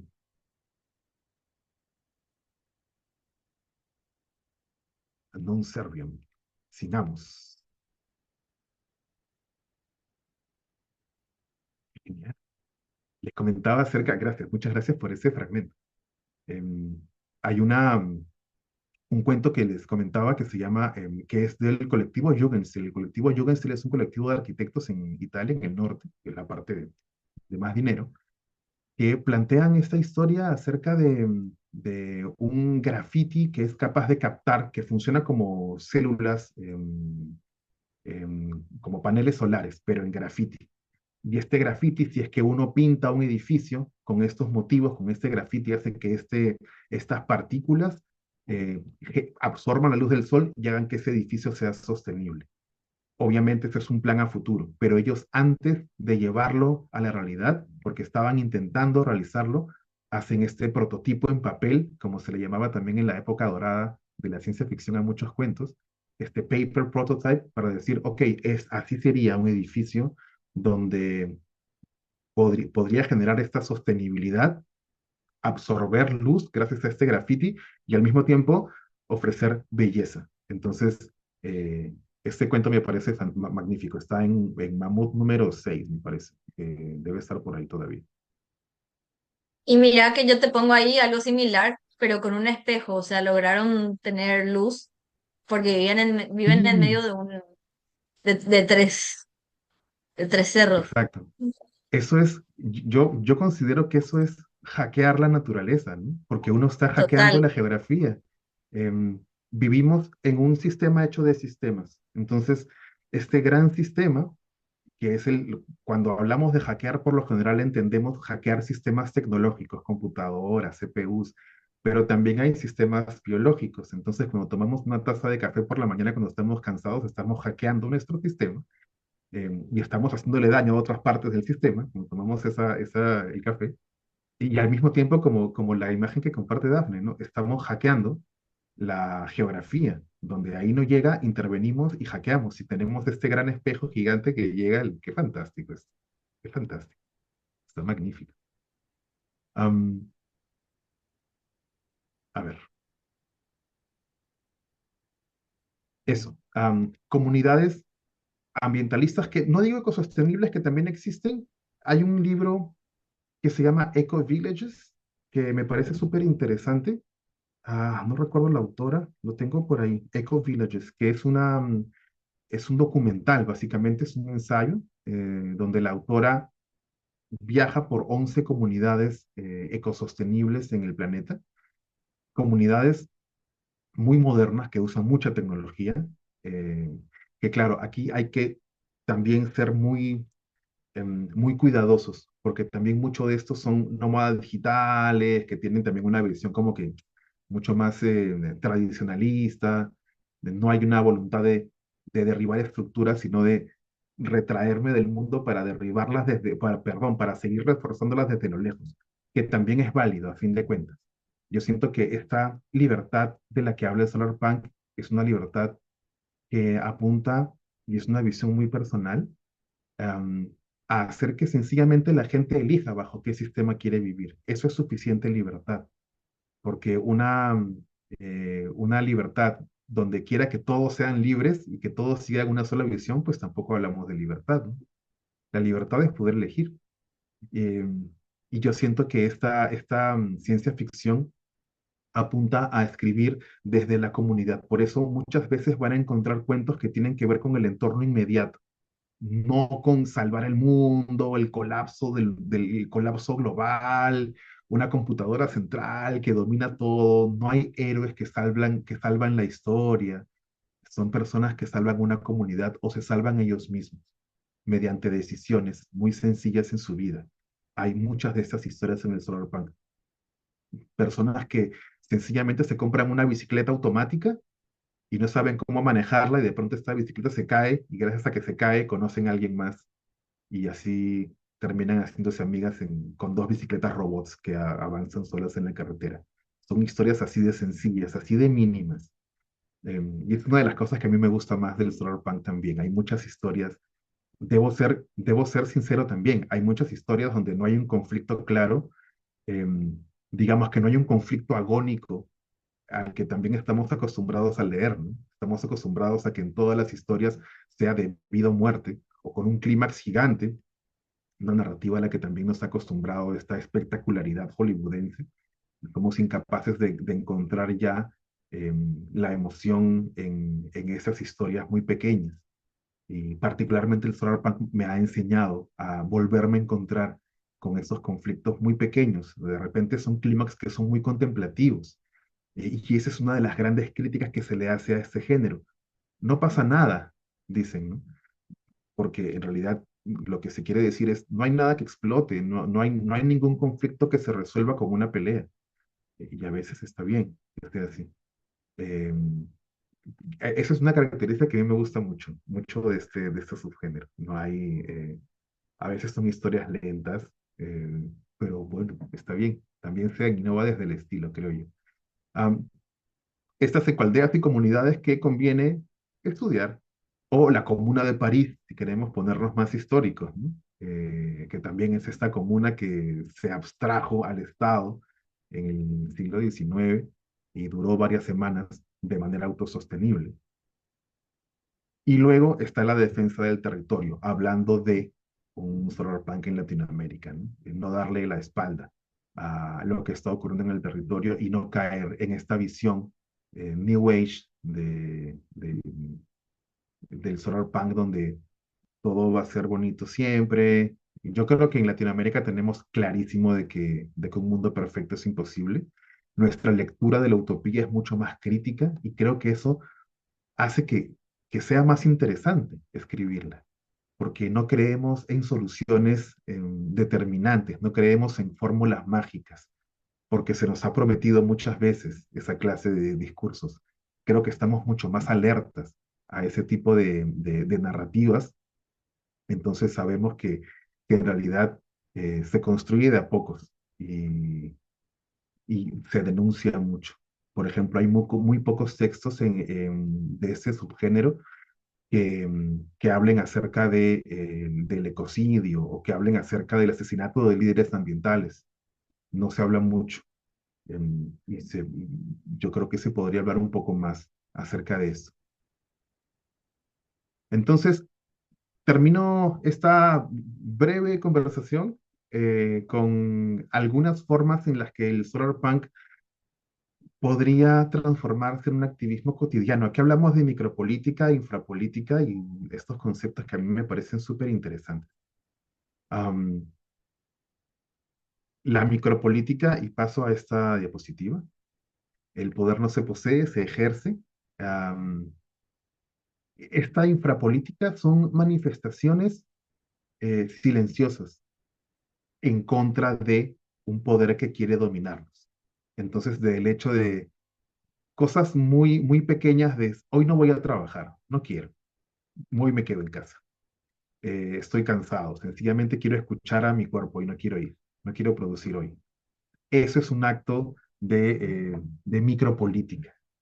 La micropolítica y la infrapolítica son actos solitarios, son actos de los cuales su objetivo primario no es contagiar a nadie, es solamente un acto íntimo, un acto propio. Cuidarse a sí mismo es infrapolítica, darse un tiempo es infrapolítica, dejar de comprar demasiadas cosas es infrapolítica, ¿no? Es un acto muy íntimo, muy propio. Dejar de consumir cierta clase de cosas, eh, eso es infrapolítica. Cuando nadie mira, por eso Connor Owens decía que es cuando nadie mira, estamos haciendo política también. Hay una concepción de la política que es hacia afuera, que es un poco, pensamos que el político es ese sujeto de traje con mucha influencia en la población, con muchos seguidores, que puede dictar las políticas económicas o sociales de una nación. En realidad el político, todos somos políticos, porque todos tenemos soberanía sobre nuestros cuerpos. Entonces, el hecho de ser soberanos de algo, de poder decidir, ya nos hace seres políticos, tenemos capacidad de acción. ¿De qué se trata la infra y la micropolítica?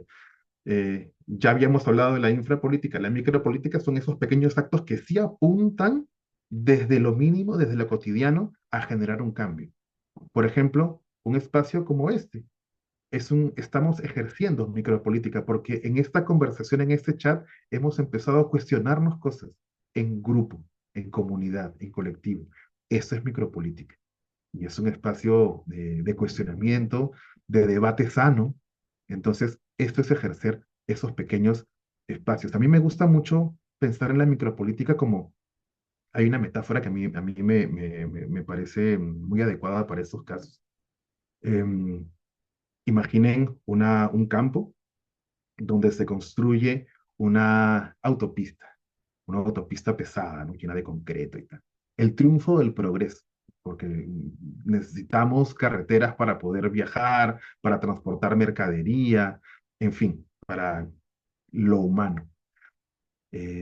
Pero de pronto el poder se olvida de esta carretera, digamos que construyen una nueva más allá y esta carretera antigua se empieza a cuartear y este progreso, este símbolo de progreso de la carretera, el asfalto empiezan a aparecerles pequeñas grietas.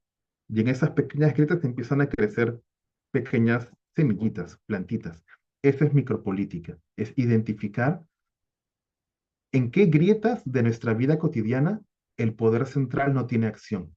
De repente cuando salgo del trabajo, de repente cuando viajo en el transporte público y puedo elegir qué cosa leer, y de pronto elijo libros no sé, que me liberen. De repente elijo generar conexiones con otros amigos. De repente me apunto a un voluntariado en mi tiempo libre. Los espacios en los que el poder central no tiene opción, quizás empleo la mañana para leer o empleo la mañana para algunas otras cosas. Identificar esas pequeñas grietas para que la semilla vaya creciendo. Y lo que ocurre es que en este caso, esta semilla crece mucho hasta llegar a romper el asfalto. Ocurre también que la micropolítica va comiendo muchos aspectos de nuestra vida y mientras más ejercemos la libertad en estos pequeños espacios, más libres somos. Y es básicamente una cadena, ¿no? Una cadena de libertad que va creciendo. Am, hay cosas muy interesantes, hay experimentos que se hacen en la vida cotidiana que son magníficos, ¿no? Personalmente, por ejemplo, si yo tengo la revista, y cuando tengo que hacer algún trabajo de guión, que es mi actividad principal, yo soy guionista profesional, he empezado a cobrar en tiempo, por ejemplo. Entonces, si yo necesito una portada, porque sé que tengo que pagar esa portada, y un ilustrador me pide un guión, yo digo, ok, hagamos trabajo por trabajo, y está bien, nadie va a gastar dinero, pero vamos a tener algo que necesitamos ambos. Am, Tengo un amigo que cuando él salió de estudiar economía en la Universidad de Lima aquí, él fue su propia tesis. Entonces él dijo, voy a intentar vivir de una manera en la que el dinero tenga muy poca participación en mi vida. Su tesis iba acerca de eso en economía, sistemas alternativos. Al cabo le perdí el rastro y al cabo de unos años lo volví a encontrar. Y él básicamente daba clases de karate a varias familias y una de ellas a donde le daba clases y además les cocinaba en su casa, le cedían un pequeño espacio para vivir en su casa. Un espacio bastante espacioso, diría yo. Lo conocí luego. Entonces él les cocinaba, les hacía muchas cosas y le daban un espacio para vivir. Luego a la señora de la bodega de la esquina también le hacía mandados, le hacía cosas, le enseñaba matemáticas a sus hijos y le daba comida. Era una locura, es un experimento radical. O sea, esa es una forma radical. em, que existen experimentos así. Obviamente, el final es agridulce, porque al final Lima es una ciudad donde es bastante difícil llevar estas dinámicas y tuvo que irse a vivir a la selva, donde seguramente sigue practicando esta filosofía porque es mucho más sostenible. Está más orientada al decrecimiento. Entonces, cuando hay más decrecimiento, hay menos necesidades básicas por cubrir, o por lo menos se cubren solamente las básicas, es mucho más viable seguir esos modelos allá. Y sí, Es una historia que termina así, es muy raro. Am, pero existen estos pequeños espacios urbanos también. Y yo creo que es necesario hablar de estos pequeños espacios de independencia desde lo urbano, porque queramos o no, por lo menos en Lima, escribimos para nuestros lectores son urbanos. Entonces, hablar acerca de cómo ocupar, por ejemplo, espacios públicos para dinámicas que no necesariamente tienen que ver con la productividad. Como les decía, Lima es una ciudad pensada para que vayas del trabajo a tu casa. Hay pocas plazas, hay pocos parques, está el malecón, em, y hay pocos espacios más. El centro, que es inaccesible para un limeño de a pie, el centro es más que nada para turistas, pero en la Lima residencial hay muy pocos espacios públicos. La gran pregunta es cómo apropiarnos de esos espacios públicos. Am, Aquí, por ejemplo, cerca de casa, hay un grupo de señoras que defienden el parque. Hay un parque muy, muy, muy grande aquí atrás. Y son señoras que son de armas tomar. O sea, cuando uno piensa en punk, eh, yo ahora pienso en esas señoras, porque son increíbles y están dispuestas a todo por defender la vida natural de ese parque.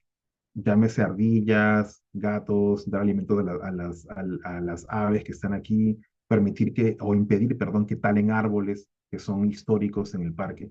Y tienen una forma de actuar, tienen una forma de protestar, donde ya conocen los mecanismos burocráticos de las municipalidades y van a sentar denuncias o llaman a prensa, convocan a movilizaciones en todo el distrito para defender el parque y el entorno natural. Luchan por un espacio que esté ocupado por la vida en comunidad, donde la municipalidad siempre quiere hincar las garras y utilizarlos para espacios absurdos y burocráticos, más oficinas. Ellas han impedido que se use para eso y gracias a ellas es que aún tenemos un espacio natural protegido. De hecho, han hecho que han logrado en algún momento que se reconozca como reserva ambiental, lo cual me parece fantástico y es el fruto de una lucha. Eso me lleva, antes de pasar a la siguiente diapositiva, al héroe Solarpunk. Allá donde el héroe del cyberpunk y los géneros clásicos es eminentemente masculino y tiene una tipología muy cercana al noir, porque es un underdog, es un tipo por lo general amargo, ¿no? Como una reversión cibernética de Humphrey Bogart. El cyberpunk empieza a hablar acerca de otros tipos de protagonistas. Ok. Am, Protagonistas que son ancianos, que son niños, que son minorías, disidencias, y eso es lo interesante también de este género. Am, Hay que hablar más acerca de este otro tipo de protagonistas y protagonistas colectivos también, porque también estamos en la ciencia ficción es un género que tiende mucho a este protagonista físico masculino de resolución como de repente como que quizás muy violenta, y no necesariamente es así. Otra de las cosas que se pueden hacer desde el solar punk es repensar el valor del dinero. De hecho, en el cuento que estoy escribiendo ahora último, he transformado este barrio en una comunidad sostenible, aislada, inspirándome un poco en la Comuna de París. Em, ok, ok, entiendo, entiendo. Am, con esto ya termino. Algunas formas de pensar en tecnología. Aquí el Solarpunk tiene mucho que ver con el blockchain y con tecnologías libres. Yo he encontrado muchos espacios de libertad en el blockchain. Hay una plataforma que se llama Mirror XYZ, Mirror XYZ, am, que me permite transformar mis cuentos en NFTs y sacar un tiraje limitado, por ejemplo, de 50 cuentos y publicarlos. Ahora no quiero publicar todo con NFTs. Estoy en un periodo en el que quiero sencillamente liberar mis cuentos para que los puedan leer todo el mundo. Por eso un poco la revista es gratuita. Future Fiction Magazine es gratuita precisamente por eso, o se ha convertido en una revista gratuita por eso también. Y Lo último es literatura como acción urbana, no quedarnos solamente en el papel. El papel es un medio para llegar a intervenciones con la comunidad.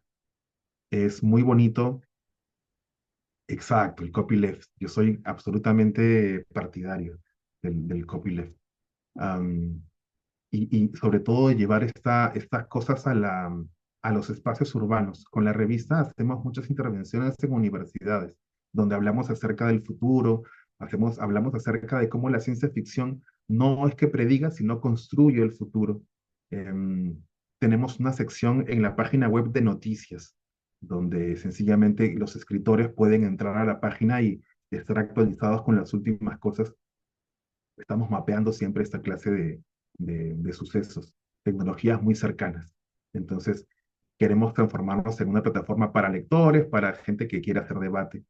Eh, es muy cercano al fanzine, todo eso también es una forma de hacer literatura de fácil difusión que un poco haga frente al acceso al libro, que en Latinoamérica, por lo menos en el Perú, el libro es un bien de lujo, porque un libro está más o menos que unos 15 20 dólares, y no todos tienen eso para gastar en ocio. Am, entonces, tienen que haber nuevas formas de acceso a la cultura, formas que hablen mucho más con nuestra sociedad. Y ocupación del espacio público, ¿no? Hacemos también talleres de lectura, hacemos lecturas en vivo, ocupamos bares, ocupamos diferentes lugares y sencillamente leemos texto. Esa es una forma de llevar la literatura, sacarla del papel y transformarla en performance, y transformarla en, en, en vínculos humanos. Entonces, eso, queridos amigos, eso es lo que tenía que contarles acerca del Cyberpunk. Ahora, quiero compartir con ustedes un drive. A ver, voy a parar de compartir aquí y les voy a compartir un drive. Al contrario, muchas gracias a ustedes. Perdón que esté corriendo. Muchas gracias a ustedes por todos sus comentarios. Han sido magníficos. De verdad, cada uno de los comentarios. Muchas gracias. Muchas gracias. Y ahora voy al ejercicio, que espero que les guste, porque también he pensado en un ejercicio diferente, que tiene mucho que ver con las comunidades. Vamos a coescribir algo en grupo. Vamos a pensar en soluciones todos juntos, a combatir este ego solitario del escritor. Entonces, yo les propongo esta dinámica. Les voy a compartir un drive al cual deberían tener acceso porque yo creo que está libre. Lo voy a poner en el chat aquí. Ahí va. Avísenme si pueden entrar. Debería poderse. Debería poderse. Y si no, pues hacemos algo. Ya vi que están entrando. Excelente. Gracias, amigos. Eso es lo que vamos a hacer hoy. Em, Vamos a apelar al caos creativo y a lo colectivo para crear algo nuevo juntos. Esa es la idea de este tipo de corrientes y de este tipo de dinámicas. Crear cosas en conjunto y que el trabajo resultante sea de todos y de nadie a la vez. Entonces, lo que había pensado es em, una dinámica de ese tipo. La premisa es la siguiente. Estamos viendo, en la imagen que estamos viendo cuando entramos al Drive, es nuestro condominio. Todos vivimos aquí. Todos ocupamos cada una de estas casas que están muy bonitas, dicho sea de paso. Felicitaciones al arquitecto ChatGPT. Am, Ocupamos cada una de estas casas, pero algo ocurre. Vamos a leerla. Tú y los demás participantes son habitantes de un condominio con tantas casas como personas en el grupo. Durante años han vivido atrapados en un sistema que prometía orden, pero entregaba control. Cuotas obligatorias, decisiones verticales, vecinos convertidos en clientes y una administración que resolvía poco, pero exigía mucho. Cualquier parecido con la realidad es pura coincidencia. Todo cambió tras una serie de crisis, cortes de luz, alzas abusivas en los servicios y el desgaste de vivir juntos sin realmente convivir. Una vez más, cualquier parecido con la realidad es pura coincidencia. Fue entonces cuando surgió la idea impensable, ¿hasta qué punto podemos hacernos autosostenibles y autogestionados? Entonces hemos decidido, esto es un juego de rol, decidir convertir este lugar en una comunidad solarpunk, donde no haya jerarquías ni dependencia del dinero y con un uso ético de la tecnología. Entonces, el reto, queridos amigos, para esta parte de la sesión es ese. He pensado tres fases. He pensado tres fases donde construir para que no sea algo tan caótico, para que no nos sintamos sin piso.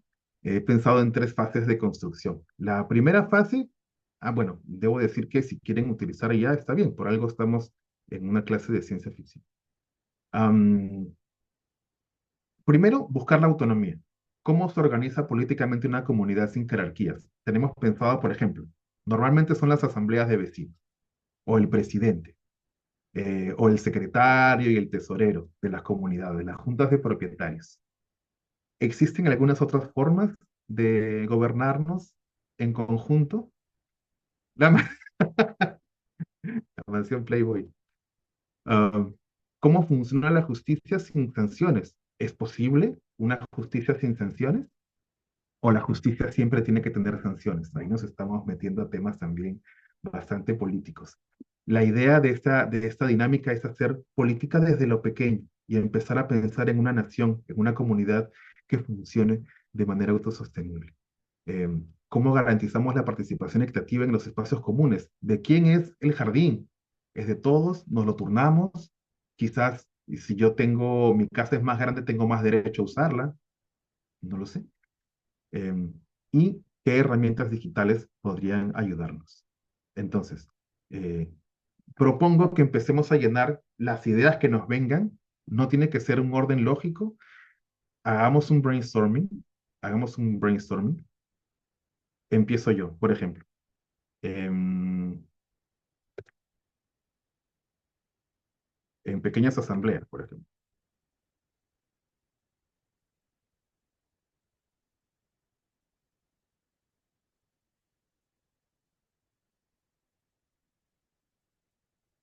Esa es una idea. Asambleísmo. Partirnos en asambleas pequeñas. La idea es colaborar, llenar a las personas para hablar positivamente de la persona acusada para que... ¡Wow! Eso está fantástico, Adriana. Puedes volcarlo en el Drive, porque eso me parece increíble. No lo había considerado. Increíble. Hay un gran esfuerzo. Sabes que Sí. a mí me hace ruido el Ujú. verbo partirnos, Mm, porque no aplica para lo que se está planteando. interesante. O Organizarnos sea, organizarnos, creo que sería mejor porque ya el partirnos ya habla de una ya fragmentación y implica esto es todo división. lo contrario. Exacto. Y el Sí, lenguaje gracias. crea realidades. Increíble, increíble. Mil gracias, Marisol. Es verdad, partirnos y dividirnos ya implica una división. Fantástico. Comités, ajá. Entrevista. Mm, otra.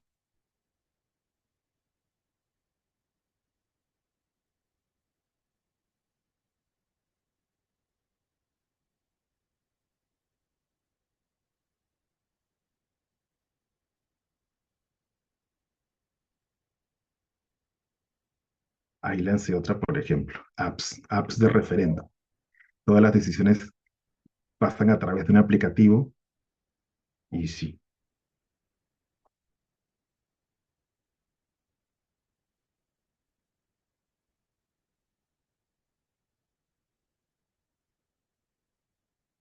me parece alucinante eso de las entrevistas a los vecinos. Me parece muy bonito. Escuchar, escuchar. Me parece, me parece fundamental. Eh, Me lleva a la reflexión de qué tan escuchados nos sentimos por el sistema actualmente, ¿no? El sistema de votación que nos pide un sí, un no, o una X en una casilla. Y claro, que son dinámicas que no se pueden replicar cuando hay mucha población, evidentemente. Al ser pocos, podemos llevar a la práctica dinámicas distintas. Estoy viendo ya la etapa 2, desechos humanos.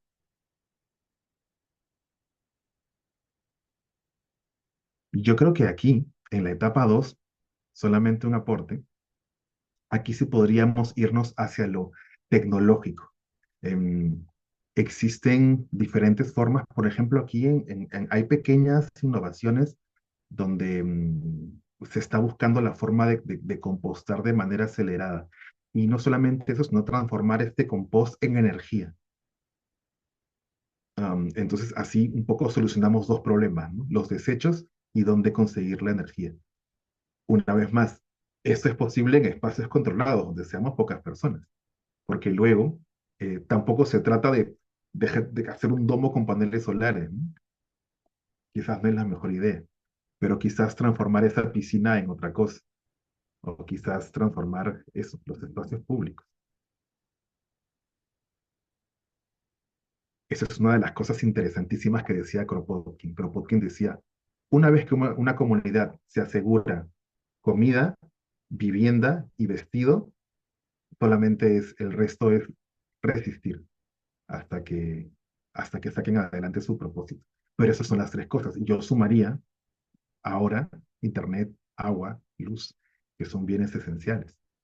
Una vez que tengamos resueltas esas grandes interrogantes, cómo nos hacemos autosostenibles, pues bueno, yo los invito incluso a ir un poco más allá, a llevar este ejercicio a su edificio de departamento. Em, yo siempre que hablo de política, hablo de los edificios de departamentos. ¿Qué pasaría si de pronto decidimos que todos los propietarios del edificio den sus sueldos a un fondo común? En los edificios hay personas que están muy ancianas, que ya no pueden trabajar y a los que el Estado no les da la cantidad de dinero que merecen. ¿Estaríamos dispuestos a hacerlo? Esa es una gran pregunta. Y empiezan muchas peleas, muchas peleas. Pero es así, es sobrevivencia. Hay muchas personas que dicen que la revolución será analógica o no será, que está volviendo los espacios físicos de encuentro, sobre ¿Sabes que todo en justo estos hoy tiempos. día Sí, un escritor amigo mío de Santiago, porque yo soy de Valparaíso, me envió su libro por correo, porque, bueno, le dije yo, porque me dijo, wow. quiero que lo analice y lo presentes hagan la presentación del libro en septiembre en Valparaíso, Viña del Mar. Entonces le dije, mira, si quieres, para que no te complique, me lo mandas en PDF y yo lo leo y te hago toda veo que como todo el análisis. Entonces, no, me dijo, ¿cómo se te ocurre? Te lo envío físico. Y justamente el cartero lo mandó por correo. Hacía mucho tiempo que no venía por mi sector, porque Wow, ya no envían paquete, o sea, carta ni libros por correo. O sea, eh, exacto. fue una sensación muy extraña, o sea, que llegara el libro por el correo, que me estuviera esperando el paquete y abrirlo y toda esa emoción, como un unboxing que llaman ahora. Pero él lo consideraba Quiero que era un saber, gesto de cortesía, de cariño, exacto, mandarme el libro físico. eso, justamente eso quería preguntar. ¿Por qué sentiste tú que lo mandaba? Por una cuestión de respeto y eso me parece fantástico, ¿no? Mm, Yo presto muchos libros, tengo ese gran defecto, gran porque defecto. aquí, gran defecto, que nunca los vuelvo a ver, evidentemente, eh, pero sigo cayendo por voluntad propia en eso de prestar libros, porque me gusta mucho entregar el objeto. Lo analógico todavía me seduce muchísimo y me parece fantástica la historia que cuentas de mandar el libro por correo. Ese libro de pronto es un viaje, son muchas más cosas. Qué bonito. Sí, muy bonito, me emocionó sobre todo porque me lo hizo con una dedicatoria muy linda, que el libro tiene la primera página en negro, entonces lo escribió con un lápiz plateado, muy bonito. Entonces Wow. voy a presentar con mucho gusto ese libro. Exacto, exacto. Y ya tiene otro valor. Sí, Qué bacán, me encanta. Vamos a darnos un par de minutos y leemos las propuestas, así nomás a vuela pluma, pero de lo que estoy viendo, esto está magnífico. Esto está magnífico. Qué gusto esto. Hay una, creo que hay una recompensa sensorial cuando uno lee un libro físico. Ahora, debo decir que un poco cegatón como soy, a mí me gusta mucho la Kindle porque la pantalla tiene luz. Sin embargo, disfruto mucho más un libro físico. A mí me dice, ¿por qué tienes tantos libros? Yo tengo más aproximadamente, tengo unos 3.000 libros, o sea, ya deben ser unos 3.100, porque Ajá, cada mes yo tengo, en mi casa siempre hubo presupuesto para libros. Entonces no era una compra ocasional, era una compra mensual, pan, aceite, arroz, libros. ¿Ah? Entonces, exacto. música, discos, cassette, después CD, ya. Entonces, tuve la gran oportunidad de acceder a mucha lectura de muy pequeña. Pero me dice, estaba conversando en una mesa con personas profesionales de mi área. Entonces me decía, ¿por qué tienes tantos libros? Ahora se lleva, para que usan esos términos, se lleva el PDF. Mírale que yo tengo iPad, tengo muchas cosas Mac, tengo un Kindle, pero yo quiero ser capaz de poder, con la luz del sol o con una vela, seguir avanzando. Y, Exacto. y al poco tiempo, como te digo, unos 10 días después, vino un tremendo apagón acá en Chile, que dejó casi todo Ajá, Chile sin luz. Entonces, ven, o sea, yo con mis papeles puedo seguir funcionando. exacto. El mundo analógico no se detiene. Esa es la gran ventaja. Bueno, vamos a leer las ideas. Vamos a ver cómo nos comportaríamos en un escenario de autosostenibilidad y autogestión. A la primera etapa de autonomía colectiva, las propuestas son, bueno, organizarnos en pequeñas asambleas. Lo que decía Adriana, ¿no? La comunidad se reúne para hablar positivamente de la persona que ha infringido, eso me parece increíble. Democracia directa a través de app de votación, que es lo que propuse en algún momento también. Comités entrevistando a los vecinos, me parece una propuesta increíble también. Esto me parece, pero fantástica. Organizarnos peleas contra otras comunidades autónomas. Nos organizamos como una banda que regreses a lo Mad Max. Nos volvimos sostenibles al saquear haciendo malones. Elegimos un cacique por medio de desafíos físicos a muerte. Nos volvemos equitativos rotando las tareas de organización. De esa manera no sostenemos el poder más de lo debido. Wow. A los demás a tener la habilidad de organización. Organizar los sistemas de cuidados entre niños y adultos mayores y mascotas, y cómo pueden aportar a la enseñanza mutua. Uy, eso está increíble. Jóvenes enseñando a adultos mayores a usar la tecnología de manera correcta. Increíble. Buscar un enemigo en común. Por ejemplo, sentir la amenaza del envejecimiento. De una oleada de delincuentes externos, un déficit de agua para esos lindos jardines cuando existe un buen motivo para donde la gente colabora sin mayor reparo. Esa herramienta, esas técnicas las conozco. Vivo un condominio en la vida real y nos estamos uniendo con otros condominios del barrio para afrontar la creciente delincuencia y esos jardines ecológicos que inventó la municipalidad que son pura gavilla con mangueras negras horribles. Wow, es verdad, aquí cuando hay alguna amenaza o alguna cosa de riesgo, sí también intentamos unirnos.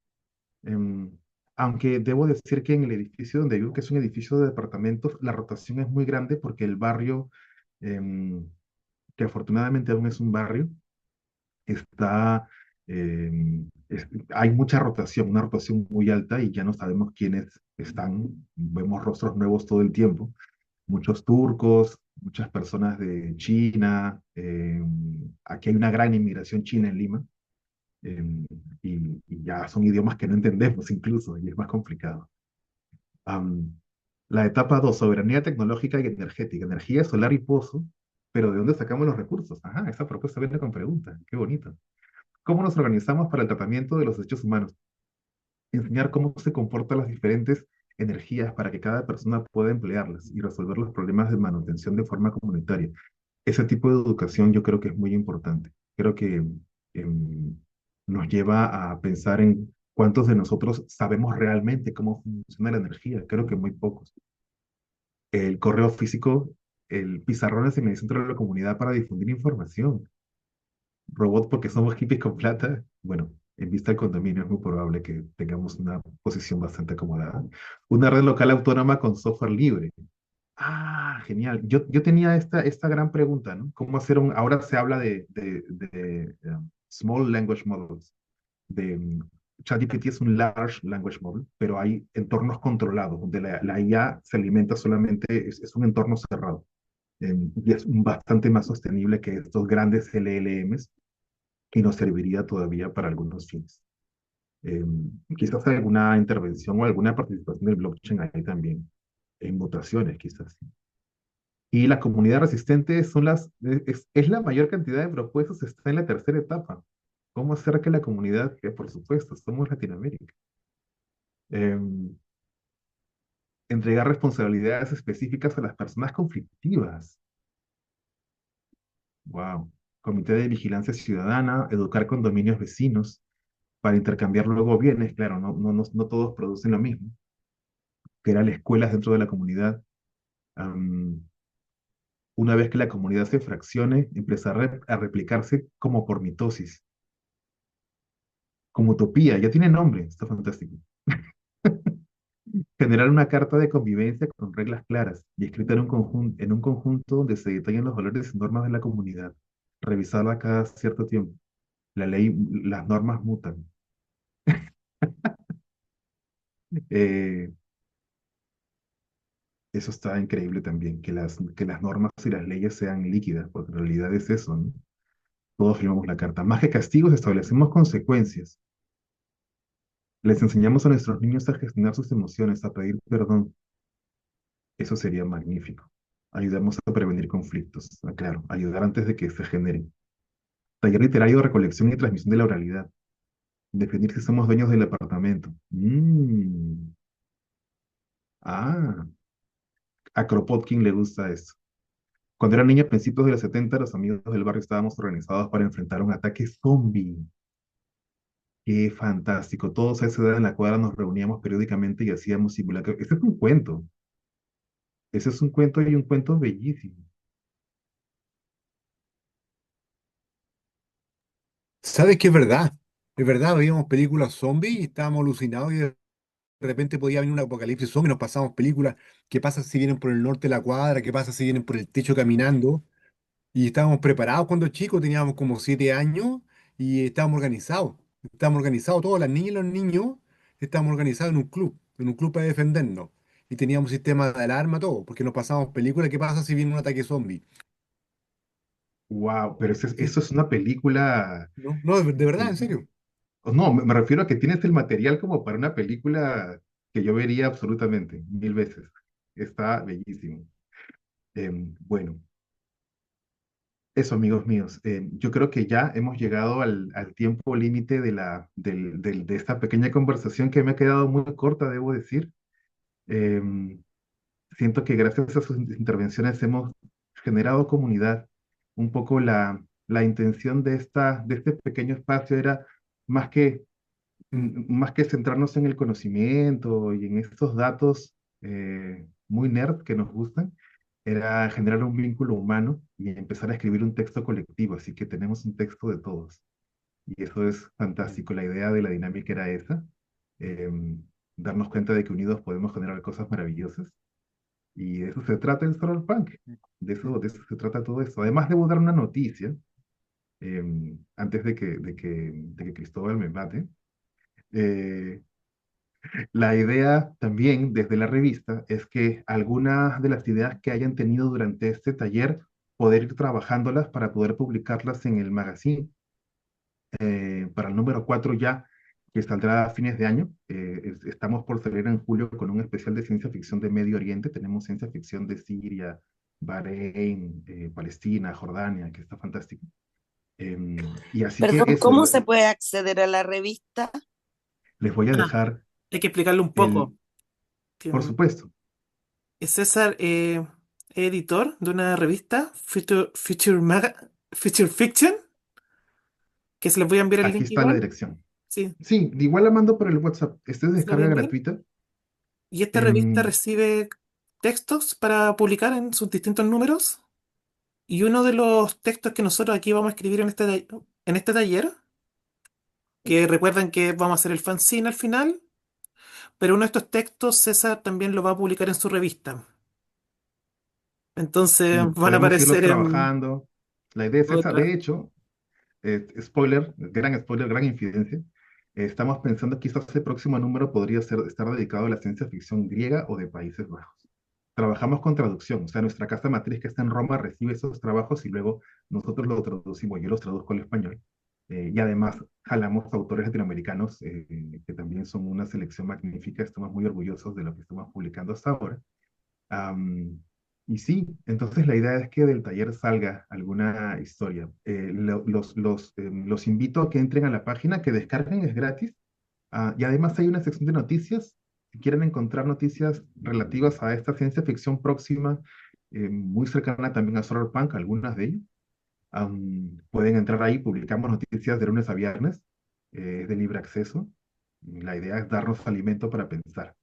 Am, y eso, generar comunidad, la idea es esa. Si quieren también que lleve alguno de sus trabajos afuera, eh, eh, o sea, que esta charla, esta conversación sea una excusa para empezar a hablar desde Latinoamérica y sacar cosas. Yo creo que de eso se trata.